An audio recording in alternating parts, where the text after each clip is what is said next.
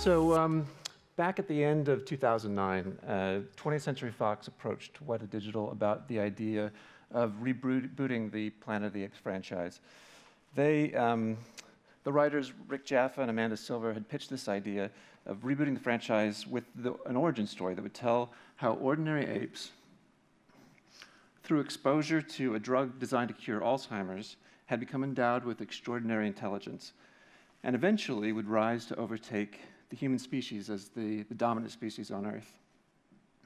And one of the big challenges for us was figuring out how to create these apes. We had a lot of respect for the original films. And in those films, actors were cast to play the apes. And they wore these prosthetic makeup devices and furry suits. And the makeup effects, they were groundbreaking at the time. And they earned John Chambers, who you see here clowning around in the makeup chair with one of the actors.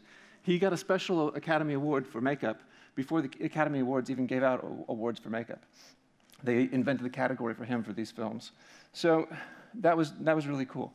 And in the 1968 original film, they had a few advantages in casting actors to play the apes.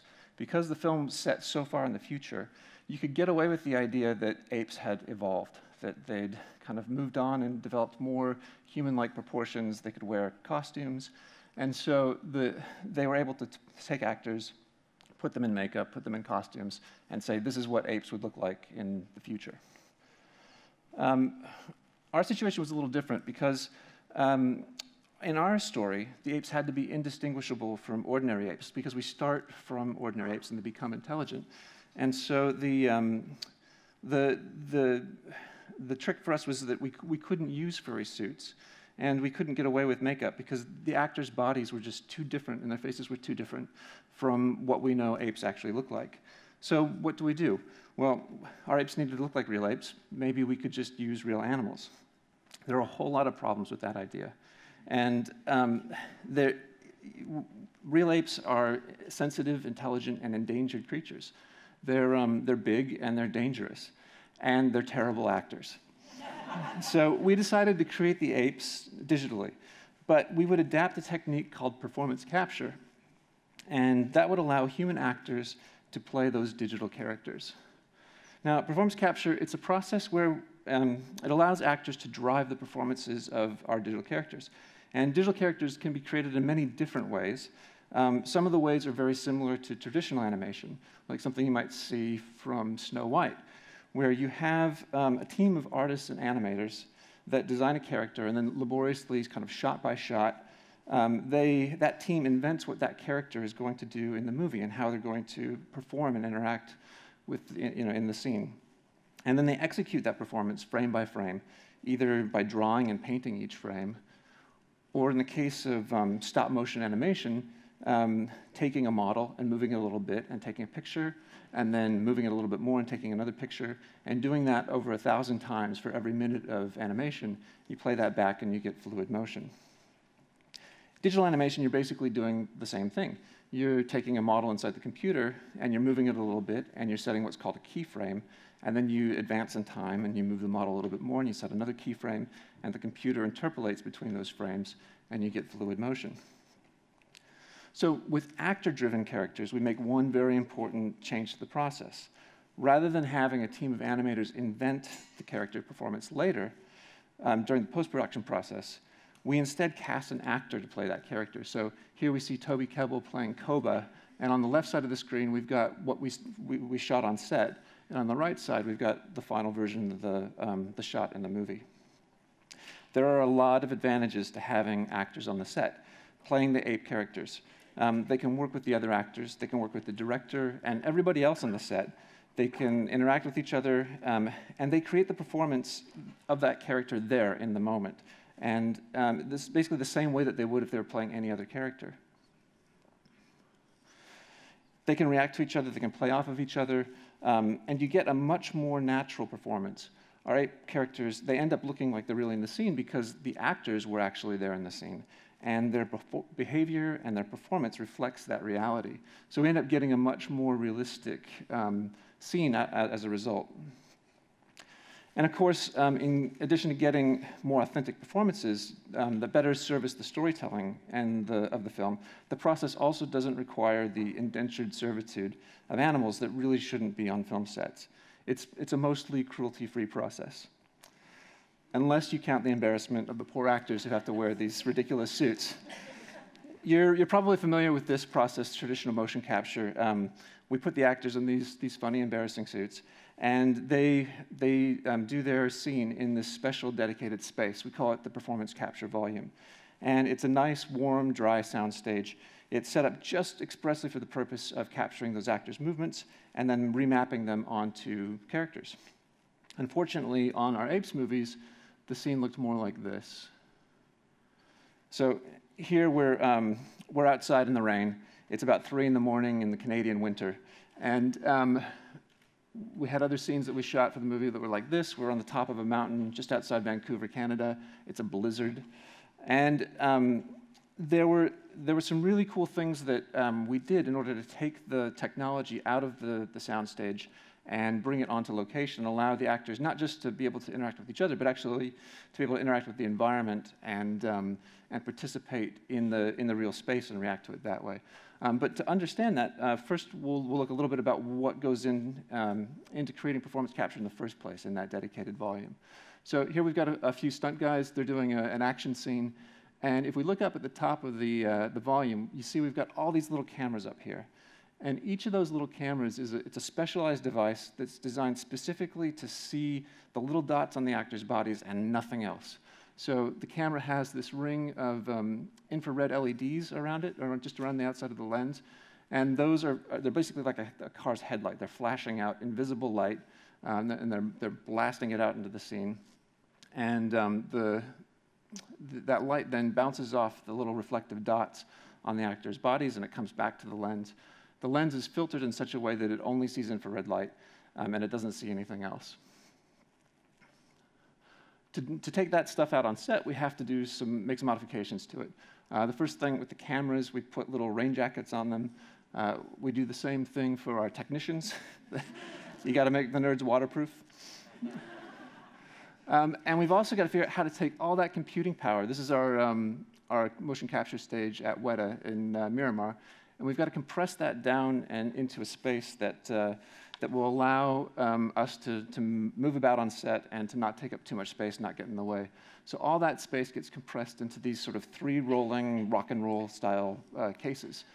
And we can take those just about anywhere and capture performances just about anywhere. So here's a shot from the movie again with Rocket, played by Terry Notary, one of our stunt and motion designers, and the gorilla Red. And each of the performers is wearing a special performance capture suit. And this suit is modified. It's a slightly different version from what we just saw in the dedicated space. You can see that they've got these backpacks and these wires. Each of those little white dots on their body, that's actually the same thing that was outside around the lens on the camera. We've taken the LEDs off the camera, and we've put them on the actors' bodies. And now the LEDs are flashing the light directly from the actors' bodies. So we call these active capture suits, as opposed to the passive reflective marker system. And that backpack, it provides power. It also synchronizes the LEDs flashing invisible light with the shutter of the camera. So the shutter of the camera opens for a very short period of time. The little dots blink for a very short period of time, super bright, but invisible. And what you end up seeing in the camera is something like this. So you've got little bright white dots, and everything else is black. And then you've got dozens of these cameras scattered all over the space. And so what the computer sees is the kind of amalgamation of all these cameras, views of these dots. And it can run some processes and figure out where each of those dots is in 3D space. So now each of these blue dots is inside the computer in 3-dimensional space. And we can take that, and we can take special puppets that have been built to match the actors' bodies and their proportions, and we can fit those puppets to that cloud of moving dots. So now we've got a version in the computer of what the actors were doing on the set. But it's a version of what the human actors are doing and not what the ape characters are doing. What we really want is the version of chimpanzees doing the same movement. So we go through a process that we call retargeting. And retargeting is basically where we take the actors' movements and we adjust them a little bit and fit them onto the proportions of the apes. The apes have shorter legs, they've got longer arms. There's some editing that we have to do in order to make it so that they don't put their arms through each other or through the ground. The system, it doesn't capture fingers or toes particularly well, so we go in and we keyframe, animate those pieces individually, manually. And here's the final motion. And you can see now we've got moving fingers and toes, all the intersections are fixed. It looks pretty good, but it doesn't look realistic yet. In order for the final motion to be believable, we've got to add dynamics. In real life, muscles contract and they jiggle, skin and fat slide around, the fur blows through their wind, the wind blows through their fur, and we simulate all these things and add them to the characters. And to do that, we sort of work our way from the inside out. So we're really lucky. We've got a great relationship with the Wellington Zoo here. And at the Wellington Zoo, they have this fantastic troupe of chimpanzees that we've studied, for the last decade in great detail. And they're amazing, fascinating creatures. And one of the things you learn when you look at the apes is just how much like us they are. It's really something else. One of the other things that's great about having that kind of access is occasionally the apes have to go down for a medical procedure. And the zoo has been kind enough to share some of the medical data with us. So this is an MRI from one of the chimps that had an ear infection, and they took some scans at the same time. And from that medical data, we actually build skeletons. We start with a skeleton, and we fit that to the movement of the actors' bodies. And then on that skeleton, we hang digital muscles. And those muscles, there's a slightly simplified version of human muscles, but they've got the main mass and volume and shape. And all the kind of the collisions and the jiggling of those muscles, we simulate in the computer. And then on top of that, we fit a layer of fat and skin. That fat and skin can slide over the muscles where it's appropriate, and in other areas where the skin is more tightly stuck to the muscles, we have maps that kind of control all that kind of stuff. And then the next thing we do is we put fur on the creatures. We got a bunch of tools for generating the fur, and then we have additional tools for simulating the fur. And as they roll through the puddles, the fur gets wet and clumpy. They pick up debris and snow as they roll around. And what we have here is the final shot from the movie. So this is, you'll see all of that stuff, plus we've added additional puddles for them to splash through. The raindrops hit their fur and their skin and interact with them that way. And it looks like this.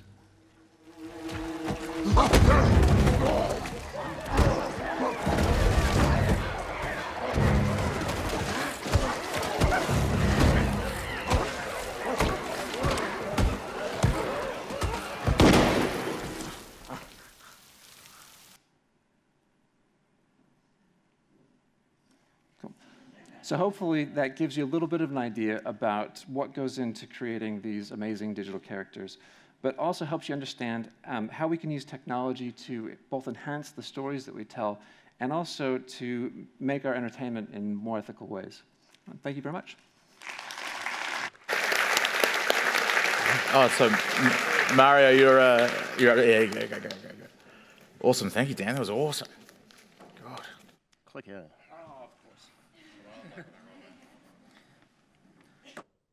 Thank you. Well, thanks very much for the opportunity to speak today, and I'm just going to run through a quick overview of what it is that we do at Pickpock and some of the things that we've done. So, in terms of who we are a game developer and publisher based here in Wellington. It's actually our 21st anniversary this week, so we've been in business a long time. I don't know whether that means I need to drink a yard glass at the party tomorrow, but we'll see.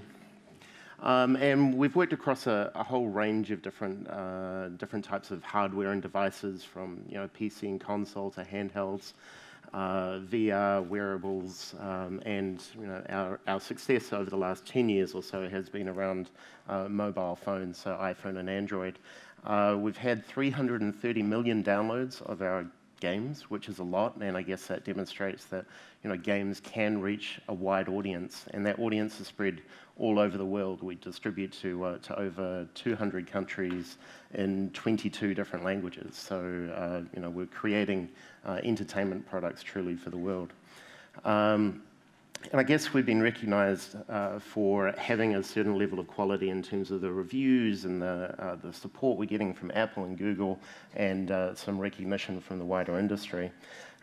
Right now we're working on 4 different games, and that's across not only mobile, but we're moving back into console as well. So we have some stuff in development for PlayStation 4 and Xbox One. In order to make this stuff and achieve the success that we've had, we have 110 people, and that's made up of a very diverse range of skills and professions. We have artists, musicians, testers, game designers, project managers, programmers. So there's a lot of different skill sets coming together, and we have a diverse set of people in the sense of 16 different countries represented, people from all sorts of different backgrounds and worldviews, but they're all come together with common goals and a common vision around the games that we build. This is a pretty dense slide, but it's just here to show that there's a lot of relationships and partnerships that we have to build in order to do what we do and commercialize it. We work with IP holders, brand holders, external development groups, a range of different hardware and distribution platform providers, and a range of different monetization and data partners. It's very complicated on the back end when essentially a lot of our games we give away for free and have to monetize after somebody has downloaded and after they've started playing. We make a very diverse set of games in terms of the genres, the styles, though typically we're leaning towards male gamers as our audience and adult gamers because kids don't have credit cards.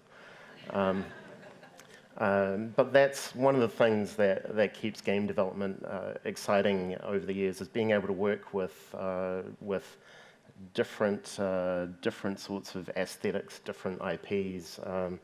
We've had the opportunity to work with different creatives. On one end, the Wachowskis when we were working on the Speed Racer game. On the other end, the Jackass TV series crew, which was a whole different sort of experience. One of the most successful game franchises we've created is Into the Dead, which is essentially a zombie apocalypse game. Pretty straightforward game in terms of the original just kind of dropped you into the middle of a field that was filled with zombies and you started running and you didn't stop until you died. But that was actually something that, because we'd put the attention into the experience, then people had very strong reactions from that. They felt vulnerable, but sometimes they felt powerful. And actually, one of the things that was quite compelling for us was when we added a dog that would run alongside you. So it's like your pet dog, but the dog dies over and over again because you're playing the game over and over again.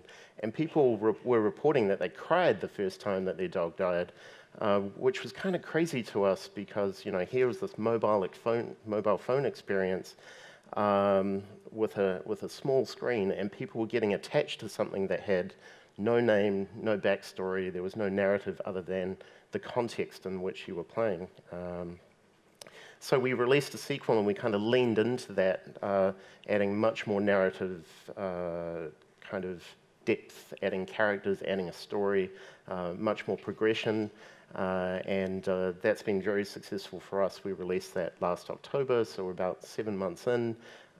Great launch, and I think we're up to 18 million downloads about 7 months or so later. If you're squeamish, you might like to look away for a bit. So this is just some visuals from the game. So this is what it looks like on your mobile phone. So it's a very kind of cinematic, immersive experience. Very interactive, even though the controls on your mobile phone are quite simple. We've packed a lot of intelligence around trying to determine what your intent is And even though you're only touching your screen in a couple of places, there's a lot of density in terms of the controls that you have. And there's one of your dogs. So in terms of our strategic opportunities and where we're focusing on going into the future, again, this is a very text-heavy slide, but it boils down to China is becoming a huge market opportunity for us. We've now represents, I think, about 16% of our overall annual revenue. Using analytics to customize experiences, expanding our marketing efforts with paid user acquisition, and also starting to invest heavily in augmented reality, mixed reality, because we think that's where the next kind of big paradigm shift is. But in terms of kind of the broader game opportunities and where game technologies, game processors, game companies, or individuals with game experience, I think, can actually contribute to a wide range of different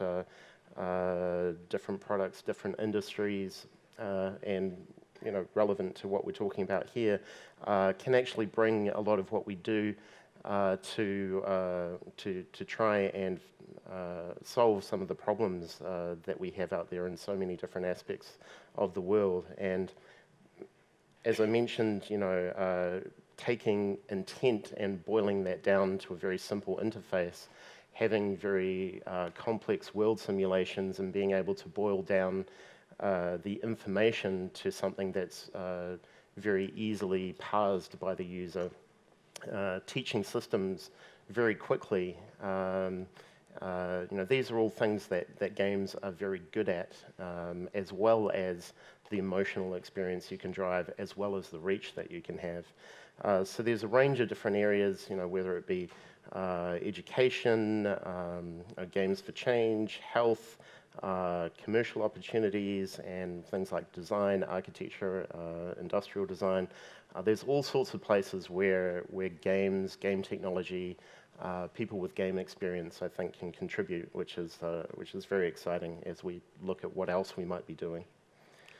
So that's it. Thank you very much.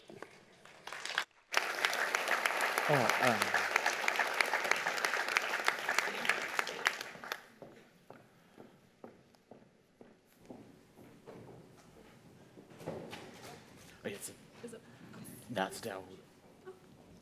I'm so sorry. Okay. Okay, I've done this very badly. So sorry. Morning. We're here to tell you a bit about Ripple, which is a virtual reality project to help patients with metastatic breast cancer, to improve the quality of life for people with metastatic breast cancer. Our aspirational vision at Breast Cancer Foundation is 0 deaths from breast cancer. It won't be a reality for quite a while, but one day it will be real. One important goal along the way is helping people with advanced or metastatic breast cancer. That's cancer that's spread beyond the breast and is now terminal. We want to help those people live longer and stronger. And it's happening, sort of. Thanks to improved treatments, people are living longer with advanced breast cancer, sometimes having years more with their families. But stronger, not so much. Quality of life takes a serious hit for these people from unmanaged symptoms. 60% of patients told us that that's the biggest negative impact on their quality of life. And it's made worse by the fact that they're often no longer in active treatment for their cancer, so they're not seeing cancer specialists. They rely on their GPs, who it costs money to visit, and the GP may not know a lot about helping with those symptoms, which are always changing. So when we started thinking about how do we help people with symptom management, we had to consider that it's a geographically spread out population, often struggling financially.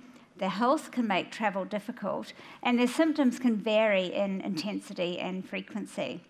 So we needed a solution that was available throughout New Zealand, wouldn't cost patients money, and would be available right when and where they needed it. Clearly, that meant involving technology. Our research uncovered some small studies overseas that showed virtual reality could have a positive effect on some chronic symptoms. And it wasn't just about distraction. The effect could last for a day or two after you took the headset off. But those studies were all hospital-based, using high-end VR systems with a high-end price tag to match. We needed a Kiwi kind of solution, the content that our patients need, usable at home and at a price we could afford. So that's where Jessica and Projector came in. So when starting Projector, our Centre for Virtual and Mixed Reality here in New Zealand, it had always been our intention that research and development would be at the heart of it, pulling together businesses, academics and the innovation community so that we could solve problems and hopefully change the world. Between 2014 and 2016, total research and development spending in New Zealand grew by 20%. That's pretty good, but it's slower than what we need. And I certainly found it very challenging 18 months ago, finding companies that were willing to take a risk and invest in new technology like VR and AR. However, that's when I came across Adele and the Breast Cancer Foundation, who had such passion to make a difference that they were willing to take a risk on both time and money to see if they could make a change in people's lives. So what we did is we pulled together some of the best people we could find, academics from Victoria University, Park Road Post, the creative independents working in Wellington, and together, with, of course, Adele's contacts within the medical industry, we came together to work on a project that would help these people. It is my hope that this project will serve as an example for why research and development is good for the world, show the power of collaboration, and hopefully inspire other Kiwi companies to take a risk, to explore new technology and leverage creative collectives to solve problems. So one of the biggest barriers about VR is, as Adele mentioned, accessibility. Making it affordable, not having to rely on Wi-Fi, just being able to have something which we wanted to be a world first, an at-home therapeutic use of virtual reality. So what we came across was this headset you can see up here, the Pico Goblin, and the team out of the US were incredibly supportive of what we were doing here. And the price for this was only $350, which for us was really great, and it didn't require a smartphone to be put inside it. So we could have this and deliver it to people at home, and they could use it whenever they wanted. So we did a lot of research. We had user feedback sessions. We looked at all of the literature, and together we came up with 3 kind of main things about the experiences we needed to deliver. They needed to be really relaxing, and nature was kind of the key theme that kept coming up, especially in our user groups when we were talking with patients. And there needed to be interactions within those experiences, but also there need to be choices. So we created 3 different experiences, and I'm just going to show you quickly one of those experiences. Hopefully it plays. Yeah, okay, that's me at my office.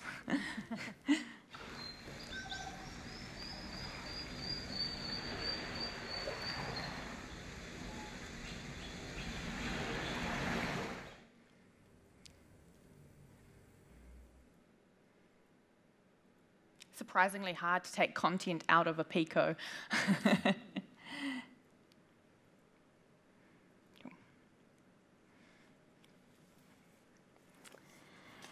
So, as Jessica said, this has been a collaborative effort, and I'd actually like to thank her and Mixed and everyone else here in Wellington who's been involved in this project, and of course Pico, who were just fantastic with getting us an early shipment of this brand new headset. But of course the project doesn't stop there. What's next is the big if. If Ripple works to relieve the symptoms of advanced breast cancer, we'd like to be able to offer a headset free to everyone who needs it. That's a serious investment, and all our money comes from people like you, members of the public who make donations, put coins in buckets, attend pink events. Any investment has to be justified, and the last thing we want is a VR solution that's just a gimmick that doesn't help patients and isn't good use of your money. We have to be sure that patients can use the technology and want to use it, and that it actually works to address those symptoms they're experiencing.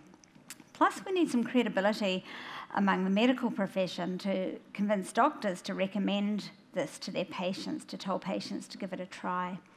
The only way to get those things, the proof that it's usable and effective, the credibility with the medical profession, and the justification for ongoing investment is through research. So, we're starting a two-stage research process. We've just started. The first is a proof of concept study with a small group of patients who will test the Pico headset, put our user guide through the paces, that's for the hardware and the software, and help us iron out any usability issues.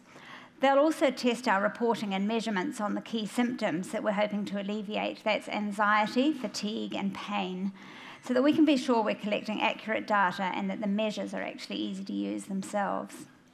The next step will be a pilot with a larger group of patients, and then we'll be going all out to measure the effectiveness of the VR content and what difference it makes to people's quality of life. That'll allow us to make final tweaks to the VR content and before we make it available to all people with ABC, advanced breast cancer. And as a bonus, writing up the results of that research will add to the international literature about the role of VR in relieving symptoms of advanced cancer. So we may end up helping not just our Kiwi patients, but also the world.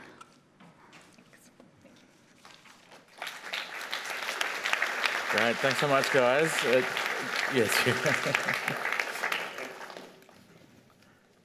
There's Adele for the stage now. Thanks. So, Adele from Parrot Analytics. Welcome to the stage. Welcome to the stage. So I was super eager earlier to come up, but I'm so excited to be here and share with you a little bit about what we do. And I guess hopefully at the end of it, you might see content with a scientific lens like we do every day. But one of the things that, is core to us is the fact that content has an impact on people's lives, whether it's a sitcom that you're watching because you want to relax, or you've had a really bad day, or you're on the go and you're sort of watching the news on your phone, on an app. It impacts us in multiple ways, and what we do is basically measure that impact. We don't exist alone. I mean, we are really at the intersection of science and art, so we basically complement art and creativity.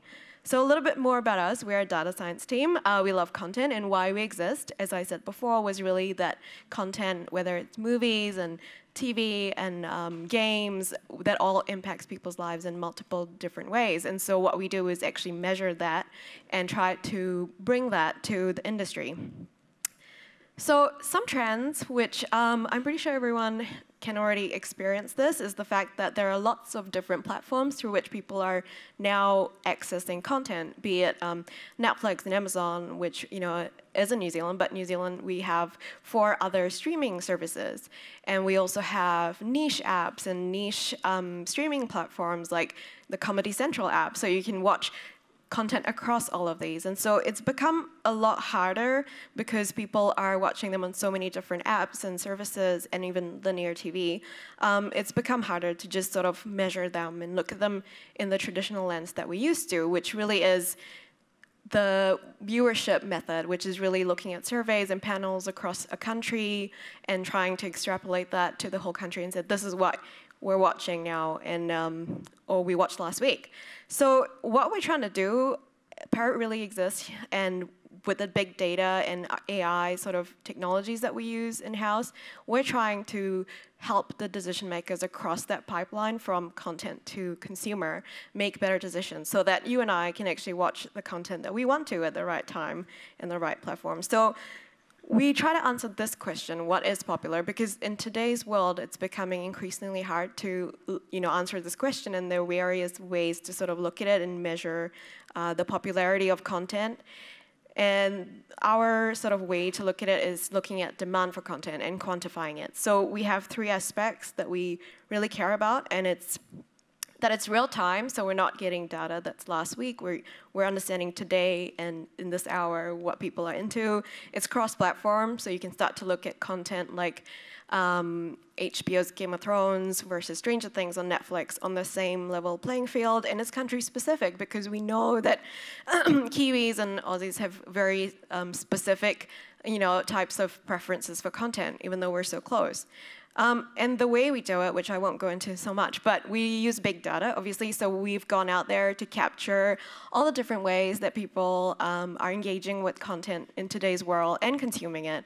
So I think the easiest example that we normally use is when you want to find out about a show, you would sort of go on Google and type Stranger Things, and one of the first few links that you would see is the Wikipedia, IMDb, a trailer of the show, and that's how you discover it, and you sort of decide, and those are the actions that fans are taking to find content. But other than that, there's social media, which is the obvious one. People are obviously engaging on social media and talking about their favorite shows. That's the new digital water cooler conversation. And then there's the superfans that blog about Jon Snow from Game of Thrones. So we capture all of that. We apply AI and machine learning and process about 1 billion data points per day across every single country in the world, with an ever-growing catalog of content that we are now tracking. So obviously that's a lot of data, and what do you do with it is really important. And so when we have that data, which we've made accessible to our clients through one metric, which we like to say is the one metric that rules them all, but you can do a lot with it. So you can understand not only the moods and sentiments of audiences around specific shows, you can look at trends, what's going up and down, the demographics for certain shows, and all of this is obviously important for a range of business questions from production to advertising. So I think when you do have the world's data, you can start to look at external factors that impact content. That could be an award that they won, and also intrinsic factors that make content successful. And this is quite a heavy slide, but basically looking at the specific things within content and sort of mapping that out in using data to understand the relationships between them. So just to give you an idea of what this actually looks like and some of the questions that you can answer with data and understand that relationship is, what are the top shows in the US in any given week? Can you compare some of the recent series premieres across platforms? So obviously Stranger Things and The Walking Dead are on very different platforms. And then can you track the demand since the premiere over time? And I'll kind of go through this quickly because we do have, if you come to our website, we have a lot of those insights that you can just get for free. But can we see the impact of programming for Mindhunter, which is on Netflix, and Star Trek Discovery, which is a personal favorite of mine, on CBS? Look at global trends. So Germany obviously had a lot of demand for Stranger Things, and it's kind of consistent. That's the same for Star Trek. And then you can go to a whole different region like Latin America and look at the top 10 digital originals. You can look and compare them across the linear and traditional cable shows as well and start to see how popular it is and by how much.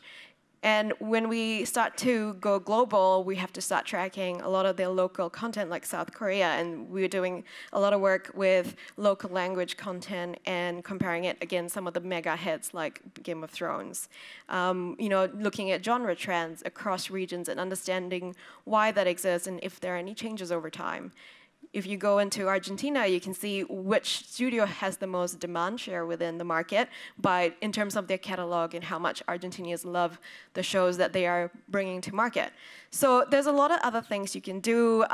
Look at where that demand actually came from, the demographics that are expressing their demand. But to go even deeper using what we call our content genome, when you understand how and why content works, you can do so much more with understanding how far that content travels. So if it's a Kiwi show or a movie, understanding what other markets in the world actually would be into this by genre, or have they expressed demand that we don't know yet, and you can quantify it. So in the world of content sort of ever increasing and globalization of it, it's becomes so much easier to access content that's not actually available in your market. So a really good example is Skam, which is a Norwegian show, and it's it didn't have any subtitles. It was made exclusively for Norway by NRK, and it wasn't distributed anywhere. But we found that the United States actually had the most demand for it. That's because some big fan of Skam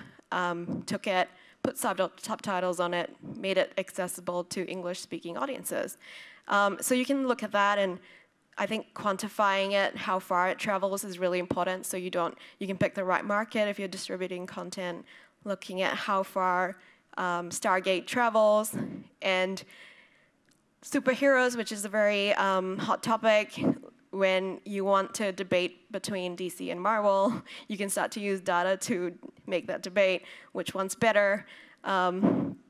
And I guess the more interesting thing that we're looking at recently and sort of helping a lot of our global clients is the concept of affinity. And when I watch something, what is the next thing I watch? And that relationship, is it quite strong or not really? When you understand, so this is a map really of the US population and their affinity for shows over a specific time period. When someone watches Game of Thrones, what is the closest next thing that they would want to watch? Or how does BBC content relate to HBO content? And is there any affinity between them? To simplify this, because that's a lot of data points, is looking at Stranger Things, which was a mega hit, Netflix first mega hit. And I guess we found that people who loved it also love superhero series, which is kind of obvious, but we have data to back it up. And they like motoring sports, but at a certain degree. So on the business side of content and this big data usage is the answering of questions where do I spend my marketing dollars, and how can I map that to demand? So you can do some really neat things with it and look at which platforms I should be putting my marketing initiatives on, because we can sort of understand where that audience is based on which platform they're most active on. So there's a lot of things that you can do. You can understand short form and long form content and which one to invest in. And also, obviously, on the other side is helping our clients, like the streaming services, helping them put the right content in front of people with recommendations engines that are actually a lot more aware of what's happening within the market and around them. So, this is just a way that people access the data. But I guess at the end of the day, ultimately why we do this, even though it's a big data play, is that, one, we're disrupting TV, and we're kind of bringing a new way of looking at audiences. And two, really, what we care about is that people are going to access the content that they want to watch at the time that they want to watch it on the right platform. And so at the heart of all of this is the consumer and their primacy for content in today's global world. So yeah, thank you for listening. Cool. Thank you, Dill. That was really great. I didn't see any stats on the Netflix show New Legends of Monkey, which is probably want to check your stats there, or if you can tweak them. I desperately need some more work.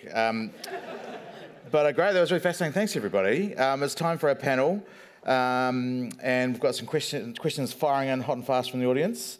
Let's go forward to Denise first. Denise, would you consider supporting play programs that teach cultural narratives so knowledge systems can be passed down through generations? That's a great idea. I think I'll invent that. No, I think culturally, play is one language that everybody understands. So even when we think of play intergenerational and an opportunity for a platform where people can communicate even within their own family, it's an awesome tool to understand each other and to promote connection. And often when we think of play, we do see it as a collaborative experience, but we don't look at the varying ages and cultures and how to do it. Interestingly, I find that as a tool, it's the one piece of communication in all the travel that I do that I could bring out a magic wand in front of any culture and they all understand it in some way and what's going to happen with it. So if you imagine the tools that we could use, I think that you could imagine some UN opportunities where we bring out tools for play to solve problems as a cross-platform and cultural way. Isn't that going, wouldn't that be delicious? And I would think the fart gun might work well at the UN. Think about the people that would come together around the humor and delight of how you might solve at least that problem. Well, yeah, my fart gun people don't really come together. Those kind of disperse. It's a different sort of effect. To Adele now. Now, being creative is really just about problem solving. So how do you see technology as being an enabler for solving some of our world's biggest issues? Big question, big question. Little one there. I think our experience is a really small organisation that wants to do big things. It's just, we can't do it as we are. And so when you look at what's going to enable that, then technology has to be the option that does it. But then it's about being really creative about how do you use technology. And we were inspired to come up with our ideas actually by a global challenge set by Pfizer, the drug company, to think up ideas for using digital to help people with advanced cancer. And so perhaps it's about getting some more of that. We would never have started along this route without that question being asked by Pfizer. So maybe it's getting more people to ask the right questions and putting that out to the world and seeing what comes back. And that's when small people like us get a big idea, which didn't win the Pfizer thing, but actually inspired us to keep going with that. Right. For Mario, perhaps, often entertainment and arts is overlooked as a sector that benefits our well-being. Do you see the screen sector, or the game sector contributing to making the world a better place? Well, I think games as an art form is certainly getting a certain amount of credibility. We've had a lot of catch-up to do, given that music has been around for thousands of years, film has been around for over 100 years. So we're starting to see now some maturity in the gaming space that is giving us an equal seat at the table, at least from a cultural and arts perspective. And I think one of the things that's really exciting about games as an art form is the interactivity and the ability to immerse somebody in an idea or a world, and there's a lot of teaching opportunities, learning opportunities. So there are so many possibilities with where games can go. We're certainly going beyond now, entertainment, commercial entertainment being the primary thing. There are so many games out there that have an important message, or trying to bring awareness to something, or trying to help change behaviours in a positive way. And we're scratching the surface of what the possibilities are. How do you feel, Dan? Do you think films are almost heading this way, or? I think film has enjoyed that sort of like that front position in terms of cultural engagement for the last nearly 100 years, and I think it's really exciting seeing some of the new technology that's now starting to vie for that conversation. I think even in television, which on the surface seems like it's kind of the same thing as film, actually with the new streaming platforms, the engagement in these sort of longer format avenues to explore characters in more depth, and in some ways, I mean, just to touch on the superhero thing, in a way, the extended universes of Marvel and DC are in effect, big televisions for the big screen. They're episodic, and they have these sort of archetypal characters that engage in the kind of culture's ideas about certain elements of power and relevance to the rest of the culture. But I think just to get back to the games thing as well, there's some amazing titles that have been, I wouldn't even call them titles, but like projects that have been put out there. There was a game a couple of years ago, That Dragon Cancer, which is just like, in terms of empathy and experience and education, it was like nothing else I've ever kind of experienced. And that kind of experience you wouldn't necessarily get from a non-interactive platform. Adele, you ever heard of That Dragon Cancer? No, I haven't. It sounds, I'm going to check it out. Yeah. Yeah. It was a project that was undertaken by a husband and wife team that had, they were in the game industry, and they had a child that was, a very young child that had cancer, and it was a way of exploring their experience and sharing their experience with a lot of other people. It was like an indie game, and it kind of broke out, and it did, by indie game standards, pretty well. But I think culturally it exploded, and it really kind of touched. It resonated with a lot of people. Because we still offer comic books to people to talk about cancer with their kids, but we obviously need to move ahead on that one. I mean, one of the amazing things about that particular project is, it's a game only in sort of like the loosest sense. It's an interactive experience, but you're not going to win. Like, it's a game that that going into, you're bound to lose. Wow. And there are levels where, like, for example, the baby is crying, and you can interact with the baby, but there's nothing you can do to stop the baby from crying.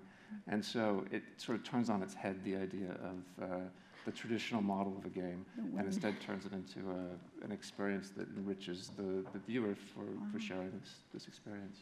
What it did do, though, it may not have had a winning moment, but what it did do is it won empathy. Yeah. And it communicated empathy in ways that you don't viscerally or understand it through reading or pamphlets or other forms of education or what a family is going through. And it was their way of sharing a feeling and an experience they were going through. And it made a big difference to them, because people just then understood and were able to be there for them, even though they couldn't ultimately sue them over the death of their child. They were clearly able to empathize better. And it was an incredible platform that kicked off a movement around how interactive play like that can bring, in the playology side of things, it's been a method and tool we've used for many, many years, and there the gaming industry was able to embrace it, and I thought it was brilliant. Speaking of positive social change, now Jess, you showed us a great example of VR being used. What other examples can you imagine working similarly in the future? We just need to look at actually augmented reality, and one of the very first examples is Pokemon Go. And that got people off the couch, it got them interacting with each other, it got them outside, got them playing, and that is hugely important for our mental health. So I see massive opportunities for AR and VR in mental health, absolutely. Fantastic. We've got a lot of questions coming in for Dill about stats. My apologies for not understanding most of the words, but maybe this one here, Dill. Does analysing user demand actually stifle creativity by encouraging people to make more of the same rather than something new and unique? Yeah, that's a question we get a lot. So, I think that we don't believe that data replaces human creativity at all. I think data is factual, it is timely, and yes, you can sort of predict what might be the next big hit, but that again is based on historic data. So we don't believe that we think there's always an element of human creativity. So you use the data maybe to back up your gut feel, but make the storytelling is uniquely human, and you can't take that away, I don't think. Okay, we've got a hot topic coming now. Gaming can be an addiction. Are we creating another problem for society? Let's go to the drug dealer. Well, I think that's a fair thing to raise. As a kid, I got really into video games, and that worked out for me. But there were times, I guess, where my parents or parents of my friends were kind of a little bit too concerned that myself and my friends were.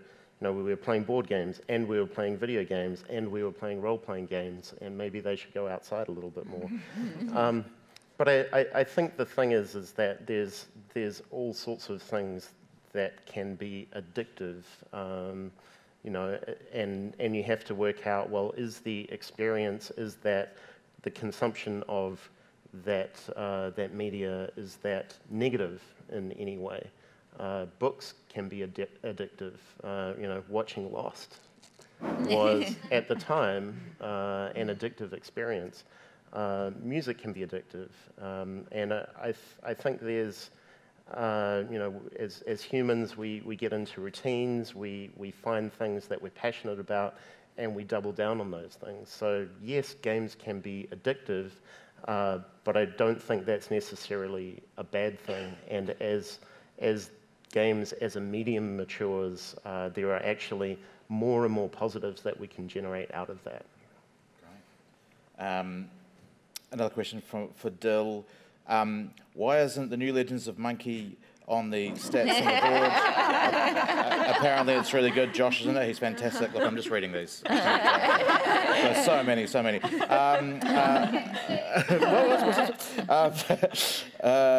Yes, my character's name is Pigsy. I didn't get to choose it. I asked them to change it to Handsome. They did not agree.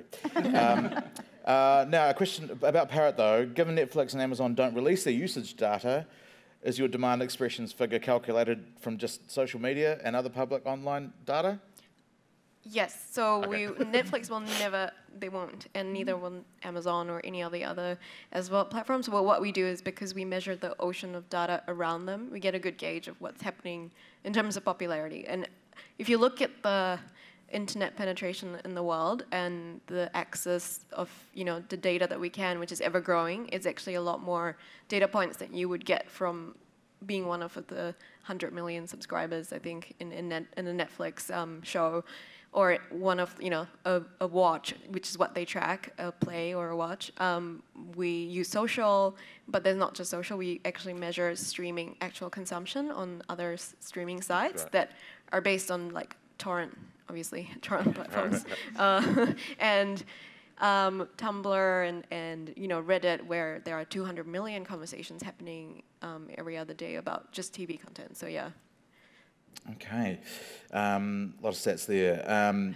Denise, how do you see the concept? How do you let go of your creative ideas which don't work? How do you deal with the downside of creative work and just let stuff go? Awesome question. So, good one, Nicholas. Yes. Nicholas, where are you? So, Nicholas, the truth is that failures are the best invention material you could possibly hope for. I have probably invented more success out of my failures, and I look for them in ways and welcome them into the mix. But letting go of it is not necessarily the passion to create or to make something happen. It finds its way back into a lot of different things.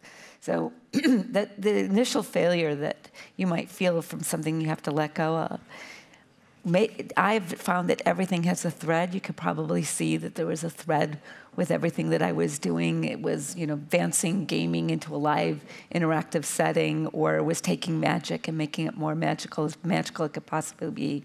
And there's threads of your passion that continue, that failure teaches you what didn't hit right, but then you can find your way through it. I was going to answer the other question about do people keep creating more of the same thing?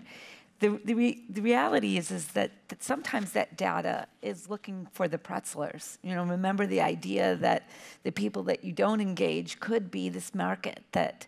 So how do you take the flavors of what's working and then figure out another handshake with somebody or permission to be part of this experience by using some of the data to get you towards it? I think it's the same thing with failure, is that it allows you to sort of reach that passion goal that you had and kind of sidestep where it didn't hit and find ways to integrate it back into your new ideas. Okay, fantastic. That has been our panel. Please put your hands together for the wonderful words from the panel today. Well done, guys.